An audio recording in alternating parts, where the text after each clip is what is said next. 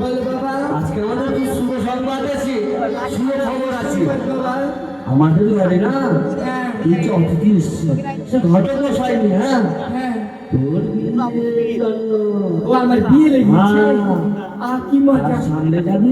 আমি বিয়ে খাবো বাবা। বিয়ে খাবো না, তারপরে বিয়ে করবো। বিয়ে। হ্যাঁ, আমি ওটাই ভাবলাম, আমি বিয়ে খাবো। তার সম্মুখে গিয়ে হ্যাঁ। প্রণাম শ্রদ্ধা কি করে আয় মা। ঠিক আছে। হ্যাঁ, কোনোদিকে কিন্তু বেমান করিস না রে মা। ঠিক আছে তাড়াতাড়ি আয়, যা যা রে মা, যা।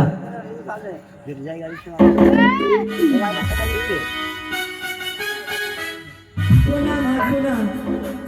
এ তোর মোবাইল থেকে মেমোরি ভরে চললো, আমাকে বিয়ে করবে না?